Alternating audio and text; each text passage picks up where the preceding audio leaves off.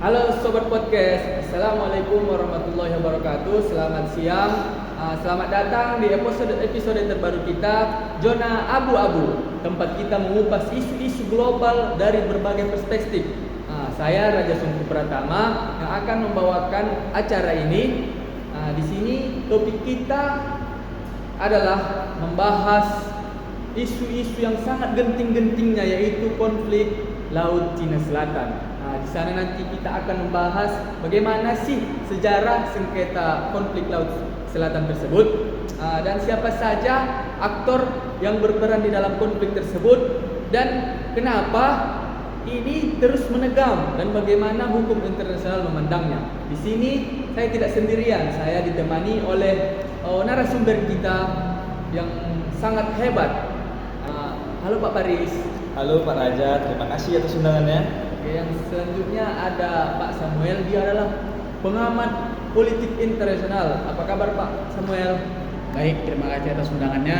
Mungkin isu yang kita bahas kali ini mungkin isu yang sangat baik, di mana sengketa Laut Cina Selatan ini kembali memanas lagi, dikarenakan banyaknya ada 6 negara yang saling tumpang tindih yang ingin merebut zona Laut Cina Selatan, yang dimana zona Laut Selatan ini sangatlah menguntungkan, seperti di segi sumber daya alam yang sangat melimpah, seperti minyak bumi yang sangat baik dan sangat melimpah di zona Laut Cina Selatan tersebut. Oke, teman-teman, jika ingin mengetahui lebih dalam lagi mengenai konflik Laut Cina Selatan ini, ikuti terus podcast ini sampai akhir. Dan yang terakhir, yang kita undang adalah Pak Rian, ahli hukum internasional yang akan membantu kita memahami konflik ini dari perspektif hukum. Apa kabar Pak Rian? Baik, terima kasih Raja. Salam. Oke, untuk yang pertama mungkin kita mulai dari akar sejarahnya dulu ya.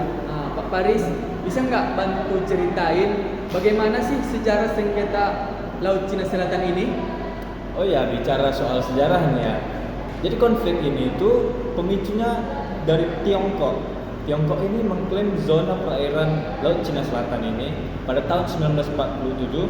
Mereka mengklaimnya dengan peta mereka sendiri, dengan aturan 9 dash line, atau yang biasa kita kenal itu 9 garis putus-putus, yang dimana aturan ini tidak diakui oleh komunitas internasional tentunya. Dan dari klaim mereka ini sudah tentu jelas bertentangan dengan klaim negara-negara lain. Salah satunya Indonesia, karena itu berada di Kepulauan Laut Natuna. Jadi sekarang itu kalau kita lihat di peta Indonesia, itu Laut Natuna Utara namanya, bukan Laut Cina Selatan lagi. Nah, jadi dari situ pemicu sejarah awalnya gitu. Berarti konflik ini bukan konflik yang baru muncul ya? Bukan, ini sudah ada sejak lama. Siapa saja sih yang terlibat dalam konflik Laut Cina Selatan tersebut? Pak Samuel, bisakah ceritakan sedikit siapa saja yang terlibat dalam konflik tersebut? Baik, dalam sengketa ini secara tidak langsung ada 6 negara utama yang dimana saling terlibat dalam sengketa Laut Cina Selatan. Yang pertama itu ada negara Taiwan, dan yang kedua ada Tiongkok, yang ketiga ada Malaysia, yang keempat ada Filipina, yang kelima ada Vietnam. Selain itu juga ada negara, selain itu ada juga negara seperti Australia, Amerika Serikat, dan Jepang, sehingga juga India juga ikut tergabung dikarenakan mereka ingin mendapatkan jalur kebebasan navigasi. Seperti bahan bacaan referensi yang saya tahu, kalau kita kaitkan dengan teori hukum internasional, semua pihak-pihak adalah subjek hukum internasional yang terlibat dan memiliki hak kewajiban dalam sistem hukum internasional. Wah, sangat menarik sekali ya Pak. Jadi konflik ini memang antar subjek hukum internasional ya Pak? Tepat, tapi ada ketimpangan seperti kekuatan antar subjek. Tiongkok sebagai negara besar, mereka cenderung lebih melakukan unilateral acts, yang dimana sering mengabaikan kerangka kolektif. Pak Rian, kalau dari sudut pandang hukum, apa saja sih faktor utama dari sengketa Laut Cina Selatan ini, dan bagaimana kaitannya dengan sumber hukum internasional? Oh baik, di sini yang perlu kita ketahui ada 3 konflik yang sebenarnya terjadi. Yang pertama ada klaim teritorial yang tumpang tindih, yang kedua ada perebutan sumber daya alam seperti minyak, gas, dan hasil laut. Yang ketiga ada nilai strategis secara militer dan ekonomi global. Namun akar hukumnya adalah interpretasi yang hukumnya berbeda terhadap sumber hukum internasional.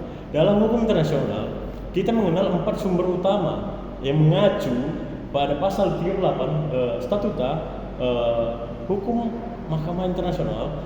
Yang pertama ada perjanjian internasional seperti UNCLOS 1982. Yang kedua kebebasan internasional, misalnya prinsip freedom of navigation. Yang ketiga asas hukum umum seperti Unti Possidetis Juris atau status quo. Yang keempat ada putusan pengadilan dan dari pendapat ahli juga. UNCLOS sendiri menetapkan zona seperti 12 mil laut wilayah teritorial, 200 mil laut zona ekonomi eksklusif atau ZEE, dan landasan kontinen. Nah, Tiongkok mengklaim berdasarkan sejarah, bukan sesuai batas UNCLOS. Berarti Cina ini tidak mengikuti sumber hukum yang sah ya Pak? Ya, tahun 2016 pengadilan arbitrase internasional di Den Haag memutuskan bahwa klaim Cina atas Nandes Line tidak memiliki dasar hukum, tetapi Cina menolak keputusan itu. Padahal itu bagian dari Fakta Sun Sarvanda bahwa asas perjanjian harus ditepati. Begitu. Menarik ya Pak. Sekarang saya ingin menanyakan kepada bapak-bapak sekalian. Yang pertama kepada Bapak Samuel, Baik. sebagai pengamat hukum internasional. Dan ini juga nanti kepada bapak-bapak yang lain dipersilakan untuk menjawabnya. Pembahasan kita adalah apa sih dampak dari konflik Laut Cina Selatan ini, Bapak Samuel? Oke, baik. Seperti yang kita tahu sengketa Laut Cina Selatan ini dampaknya seperti dari politik, yaitu mengancam stabilitas regional itu terancam dikarenakan kapal-kapal Tiongkok yang menjaga sisi-sisi pantai itu mengintimidasi kapal-kapal asing. Dan dari sisi hukum itu disebut pelanggaran terhadap prinsip non-intervensi dan prinsip integritas teritorial. Kalau saya sedikit menambahkan ini Pak. Nah, jadi kalau bicara soal dampak, menurut saya yang paling terdampak itu nelayan kecil, apalagi yang ada di wilayah pesisir Filipina ataupun Vietnam, karena mereka itu dari segi ekonomi itu pasti mereka sangat-sangat dirugikan, karena mereka itu diintervensi untuk jangan menangkap di wilayah yang secara hukum itu merupakan zona ekonomi eksklusif dari wilayah negara mereka sendiri padahal. Begitu. Kasihan sekali ya kepada masyarakat. Benar sekali ya. Berarti sesuai dengan yang saya sampaikan sebelumnya, kapal-kapal asing itu diintimidasi oleh kapal-kapal Tiongkok. Betul. Kepada Pak Rian, Dari aspek dari hukum internasionalnya, bahkan beberapa aksi Tiongkok bisa dikategorikan sebagai use of force yang dilarang oleh piagam PBB pasal 22 ayat 4 kecuali dalam rangka pertahanan diri. tadi kita kan sudah membahas sejarah konflik Laut Cina Selatan tersebut dan siapa saja yang terlibat dan bagaimana pandangan hukum internasional mengenai konflik tersebut. Sekarang kita masuk ke pembahasan bagaimana sih jalan keluarnya dari konflik tersebut. Kepada Pak Rian, bagaimana upaya penyelesaian menurut hukum internasional mengenai konflik tersebut? Jadi menurut hukum internasional ya, ada beberapa jalur sebenarnya. Yang pertama itu arbitrase internasional seperti yang dilakukan Filipina tahun 2013 sampai 2016. Yang kedua, diplomasi multilateral via ASEAN. Meski sejauh ini hanya menghasilkan deklarasi perilaku DOC yang belum mengikat secara hukum. Yang ketiga, penyusunan Code of Conduct atau COC masih dinegosiasikan hingga sekarang. Tapi kan Pak, masih banyak loh Pak negara-negara kecil itu yang masih merasa kurang setara dia Pak selama proses diplomasi ini Pak. Makanya dengan itu asas kesetaraan atau suffrage equality itu harus dijunjung dalam hukum internasional. Dengan itu negara-negara yang kecil mendapat ruang berbicara yang sama dengan negara-negara besar lainnya. Dan kalau tidak, konflik ini bisa jadi keputusan yang buruk ya, bahwa hukum internasional itu bisa diabaikan. Tepat. Jika suatu negara besar mengabaikan hukum, negara lain bisa meniru. Ini bisa merusak struktur normatif sistem internasional. Tidak sangka kita sudah sampai di penghujung. Podcast ini, pembahasan ini sangat luar biasa. Laut Cina Selatan bukan sekedar konflik, dia berlapis, tapi juga medan uji bagi efektivitas hukum internasional. Dari teori subjek, sumber, dan asas-asas hukum internasional, kita bisa melihat bahwa tantangan utama bukan hanya menyelesaikan konflik, tapi juga menegakkan supremasi hukum global. Terima kasih kepada semua narasumber, Pak Rian, Pak Samuel, dan Pak Paris atas pemaparan materi atau pembahasan mengenai konflik Laut Cina Selatan ini yang sangat hebat.